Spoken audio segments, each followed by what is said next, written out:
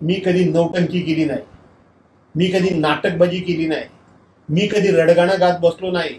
जो माणूस 43 वर्षामध्ये अनेक पद उपभोगली, पूर्ण क्षमतेने काम करण्याची संधी नाही मिळाली, ही वस्तुस्थिती आहे. सर्वसाधारणपणे तुम्हा सर्वांना मी आणखीन एका गोष्टी करता धन्यवाद देतो की आपण मंडळी कायम मला संपर्क करता आणि काहीतरी बोला, काहीतरी बातमी द्या, अशा प्रकारचा तुमचा आग्रह कायम असतो.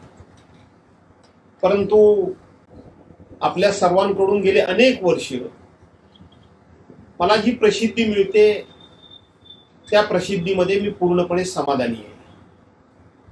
कारण मला प्रसिद्धी मिळावी म्हणून जाणीवपूर्वक मी काहीही करत नाही. तशी मला फुकटचीच प्रसिद्धी मिळते. त्यामुळं माझ्या बाजूनं कोणी बातमी दिली म्हणून फार मी सुखावून जात नाही आणि माझ्या विरोधात कोणी बातमी दिली म्हणून माझ्या आयुष्यामध्ये मी कधीच कोणाच्या विरोधात तक्रार केलेली नाही. आणि म्हणून सुरुवातीला त्याही विषयाबद्दल मी तुम्हा सर्वांना धन्यवाद देतो. आज आपणा सर्वांना खास निमंत्रित करण्याचं कारण हे 2-4 मुद्द्यांवर मला खुलासा करणं आवश्यक वाटतं म्हणून मी आज आपल्याला बोलवतो. सर्वसाधारणपणे एखादा विषय मी बोललो नाही आणि त्या संदर्भामध्ये काही जर बातम्या प्रसारित झाल्या तर त्याचाही मी कधी खुलासा करत नाही. आणि एखादा विषय जर मी बोललो तर त्या संदर्भामध्ये सुद्धा मी नंतर माझे बोललेले शब्द मी कधी मागे घेत नाही आणि मी कधी सारवासारव करत नाही. परंतु आज आपल्या सर्वांना बोलवण्याचं कारण गेले 4 दिवस संपूर्ण प्रसार माध्यम, खास करून इलेक्ट्रॉनिक मीडिया हा माझ्या नावानंच जवळजवळ व्यापला गेलाय अशी सर्वसाधारणपणे परिस्थिती दिसतीये. आणि त्यातले 2-4 मुद्दे जे ठळकपणे दाखवले जात आहेत त्यावरच मी फक्त माझं वस्तुस्थिती काय आहे हे आपल्या सर्वांच्या समोर ठेवणार आहे. पहिली गोष्ट, आपल्या सर्वांच्या समोर एक विषय जो आला तो म्हणजे मला शिवसेना पक्षानं माझ्या कार्यक्षमतेप्रमाणे मला काम करण्याची संधी दिली नाही अशा पद्धतीची मी नाराजी व्यक्त केली. हा एक विषय प्रामुख्याने दाखवला जातोय. मी नम्रपणे सांगतो की असं माझा शब्दप्रयोग कुठे असेल तर आपण नक्की प्रसारित करा.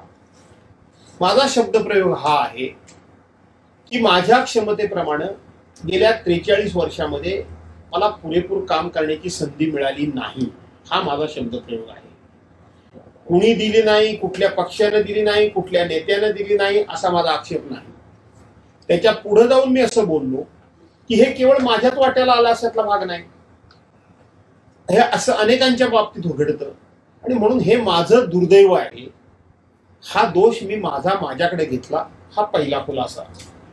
दुसरा खुलासा, आमचे एक सहकारी रत्नागिरी जिल्ह्यातले माजी आमदार राजन साळवी यांनी उद्धव बाळासाहेब ठाकरे पक्षाची साथ सोडली त्या संदर्भात. सर्वसाधारणपणे जातो त्याला जायचं असेल त्यांनी जा, हा विचार माझा नाही. हा विचार मी मांडत असताना आपले सहकारी आपल्याबरोबर राहिले पाहिजेत याकरता आपण प्रयत्न केला पाहिजे, ही भूमिका मी मांडली. पक्षप्रमुखांनी जरूर हे विधान करावं, तो त्यांचा हक्क आहे, तो त्यांचा अधिकार आहे. त्याने अनेकांना अनेक गोष्टी दिलेल्या असतात, तरी सुद्धा जर कोण सोडून जात असेल, समजावून सुद्धा तो थांबत नसेल तर शेवटी पक्षप्रमुखांनी ही भूमिका घेणं योग्य आहे असं मी समर्थन केलं. पण पक्षप्रमुख बोलतात म्हणून आम्ही बोलावं हे योग्य नाही, हे मी कालही म्हणालो होतो आणि आजही म्हणतोय. पण त्याचबरोबर मी पक्ष सोडून जाणाऱ्यांकरता खूप मोठे प्रमुख अशा पद्धतीचे 2 ऐतिहासिक दाखले दिले होते. एक दिला होता तो सिंहगडावर जी उदय भान आणि नरवीर तानाजी मालुसरे आणि त्यांच्या मावळ्यांमध्ये लढाई झाली आणि त्या लढाईमध्ये नरवीर तानाजी मालुसरे एक धारातीर्थी पडले आणि मावळे सैरावैरा झाले, पळायला लागले. त्यानंतर सूर्याजी मालुसरे धावत आले, तानाजी मालुसरे यांचे बंधू, आणि त्यांनी सांगितलं, अरे पळता कुठं, फिरा माग, तुमचे पळायचे दोरच मी कापून टाकलेले आहेत, लढा नाही तर मरा. आणि मावळे लढले आणि जिंकले. आणि म्हणून जे कोणी जाऊ इच्छिता त्यांच्या मनाला उभारी मिळावी याकरता म्हणून तुम्ही दाखला दिला. आणि त्याचबरोबर गेलेल्यांचं संभाव्य काय अडचणी निर्माण होतील हे मी सांगितलं. आणि त्याच्याकरता दुसरं ऐतिहासिक मी उदाहरण दिलं, ते विजापूरच्या किल्ल्याचं उदाहरण दिलं की विजापूरच्या किल्ल्याच्या भोवती जो खंदक खणलेला आहे त्याच्यामध्ये जे पाणी होतं ते ज्या वेळेला शत्रूचे सैनिक त्या विजापूर किल्ल्यावर चढाई करायला यायचे ते शेवटी त्या खंदकात पडूनच मरायचे. आणि म्हणून आज राजकारणाची स्थिती अशी आहे, कोण आला म्हणून ज्याच्याकडून जातात त्यांना फार दुःख वाटणार नाही आणि कोण आमच्याकडे आला म्हणून कोणाला आनंद फार वाटणार नाही. याचं कारण महाराष्ट्रातली सध्याची राजकीय परिस्थिती ही आहे की कोणालाही कोणाची राजकीय गरज आता फार राहिलेली नाही. आणि म्हणून जिथे आहात तिथेच थांबा. आपण पुन्हा एकदा आपलं गतवैभव निर्माण करू, हा मुद्दा मी मांडला. हे मुद्दे नजरेआड झालेले आहेत. म्हणजे पहिला मुद्दा सुद्धा नजरेआड झालेला आहे, दुसरा मुद्दा देखील नजरेआड झालेला आहे, तिसरा मुद्दा माझ्या दृष्टीने मी अत्यंत महत्वाचा मांडला. काय म्हणला आणि हे मुद्दे कसे समोर येतात, तर तुमच्यासारखे मित्र समोरून प्रश्न विचारतात आणि त्या प्रश्नाच्या अनुषंगाने आम्ही उत्तर देत असतो. बऱ्याच वेळेला आपले प्रश्न दाखवले जात नाहीत, फक्त आमचं उत्तर दाखवलं जातं. एक अत्यंत विचार मी महत्वाचा मांडला की जो आजपर्यंत मला असं आजही मी सांगतो ठामपणे की आमच्या शिवसेनेमध्ये कुणी मांडला नाही असं माझं ठाम मत आहे. काय विचार मांडला जातो सातत्यानं की हिंदू हृदय सम्राट शिवसेना प्रमुख मान्य बाळासाहेब ठाकरेंचे वारसदार आम्हीच आहोत, अशी जी काही मंडळी म्हणते त्यांना मी उत्तर दिलं. काय उत्तर दिलं की आपल्याकडे वारसदार नेमण्याची आणि वारस तपास करण्याची एक महसूल खात्यामध्ये पद्धत आहे आणि त्या पद्धतीप्रमाणे एखादा तलाठी वारस तपास करतो, तो मूळ वारसदारला बाजूला सारतो आणि एका रात्रीत कोणाला तरी वारसदार म्हणून नेमतो आणि मूळ वारसदारला शेवटी न्याय मागावा लागतो. आणि म्हणून त्याच पद्धतीनं शिवसेनेच्या बाबतीत घडलंय. विधानसभेचे अध्यक्षांनी सुद्धा आणि निवडणूक आयोगानं खऱ्या अर्थाने हिंदू हृदय सम्राट शिवसेना प्रमुख मान्य बाळासाहेब ठाकरे यांचे खरे वारसदार हे उद्धव बाळासाहेब ठाकरे असताना कोणाला तरी शिवसेनेचा वारसदार नेमला, कोणाला तरी शिवसेनेच्या झेंड्याचा वारसदार नेमला, कोणाला तरी शिवसेनेच्या नावाचा वारसदार नेमला, कोणाला तरी शिवसेनेच्या निशाणीचा वारसदार नेमला. आणि म्हणून त्याच्या विरोधात आम्ही न्यायालयात मागतोय, पण आम्हाला न्याय मिळत नाही. तो न्याय वास्तविक पक्षांतर्गत बंदी विरोधी कायदा कलम 260A अन्वये 60 दिवसामध्ये तो निर्णय झाला पाहिजे.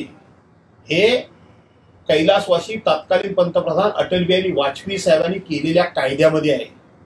आज 60 महिने व्हायला आले तरी सुद्धा तारीख पे तारीख मिळते. आणि म्हणून मी असं म्हटलं की जरी एखाद्या तलाट्यानं वारसदार खोटा दाखवला असेल तर शेवटी खऱ्या वारसदारला आपलं नाव लावण्याकरता म्हणून आपला हक्क आहे हा शाबूत करण्याकरता लढाई करावी लागते, लढावं लागतं. कायदेशीर मार्गाने त्या ठिकाणी तो न्याय मिळवावा लागतो. आम्ही तो न्याय मिळवू. आम्ही शिवसेना प्रमुखांचे खरे वारसदार उद्धव बाळासाहेब ठाकरे आहेत हे सिद्ध करून दाखवू. हे मी म्हणालो. हा मुद्दा लपवून ठेवला गेला, हा मुद्दा कुठेच उजेडात आला नाही. मला असं वाटतं की हा मुद्दा अत्यंत व्यावहारिकपणे मी मांडलाय. सर्वसामान्य माणसाला हे पटेल की खरा वारसदार कोण आहे. हेच पवार साहेबांच्या बाबतीत, पण मी त्यांचा उल्लेख केला नाही, हेच पवार साहेबांच्या बाबतीत घडायला पाहिजे. हा दुसरा मुद्दा त्या ठिकाणी मी मांडला. आणि नंतर आणखीन एक मुद्दा जो अत्यंत महत्वाचा आहे, जो माझ्या मनाला क्लेश देणार आहे. गेल्या 43 वर्षाच्या राजकीय जीवनामध्ये कधीही कुठलीही गोष्ट मिळवण्याकरता, कुठलंही पद मिळवण्याकरता मी कधी नौटंकी केली नाही, मी कधी नाटकबाजी केली नाही, मी कधी रडगाणं गात बसलो नाही आणि मी कधी कुठल्याही प्रकारचं अशा पद्धतीचं नाटक सुद्धा मी कधी केलं नाही. जे असेल ते सत्य, जे असेल ते मिळालं माझ्या नशिबानं, नाही मिळालं माझ्या नशिबानं. आणि म्हणून हे जे मी विरोधी पक्षनेतेपद मिळवण्याकरता म्हणून हे सगळं करतोय, ह्या जो मी काही दबाव पक्षावर आणण्याचा प्रयत्न करतोय, मी कोणाकडे तरी जाणार वगैरे अशा पद्धतीचं वातावरण तयार करतोय, माझ्या आयुष्यामध्ये असली नौटंकी मी कधी केली नाही. असलं नौटंकीपणा आणि असला नाटकीपणा मी कधी केला नाही. आता माझ्या आयुष्यातली किती वर्षे राहिली राजकीय, किती राहिली. जे मी त्या काळात नाही केलं ते आज कशा करता करेन. आणि म्हणून हे अत्यंत माझ्या मनाला लागलेला जर कुठला विषय असेल तर मी हे पद मिळवण्याकरता करतो. काही जणांनी तर असंही दाखवलं की पक्ष फुटल्यानंतर त्याने अशाच पद्धतीची स्टंटबाजी केली आणि त्या ठिकाणी ते काय ते गटनेते पदरात पाडून घेतलं. अरे, जो माणूस 43 वर्षामध्ये अनेक पदं उपभोगली, पूर्ण क्षमतेने काम करण्याची संधी नाही मिळाली, ही वस्तुस्थिती आहे. पण अशा कुठल्या तरी पदाकरता मी करणं आणि माझ्या सगळ्या तत्वप्रणालीला मी काळिंबा लावणं, माझ्या तत्वप्रणालीला मीच गालबोट लावणं हे मी कधीही केलं नाही, मी करणार नाही. मी स्पष्ट भूमिका घेणारा माणूस आहे. जी भूमिका घेईन ती स्पष्ट घेईन, जी भूमिका घेतली ती स्पष्ट घेतली. त्यामुळे माझ्यामध्ये काही राजकीय दोष आहेत हे मी अनेक वेळा कबूल केले. जे राजकारणामध्ये ते दोष असावेत की नसावेत यावर चर्चा होऊ शकते. पहिली गोष्ट, मी खोटं बोलत नाही. मला समोरचा माणूस खोटं बोललं की प्रचंड चिड येते. पण आता मी तो विषय बाजूला सारलाय. तो तिकडे काय बोलायचं तर बोलू देत, पण मी कधी खोटं बोलत नाही. दिलेली वेळ आणि दिलेला शब्द प्राण गेला तरी खाली पडू द्यायचा नाही, हे मी कधी करत नाही.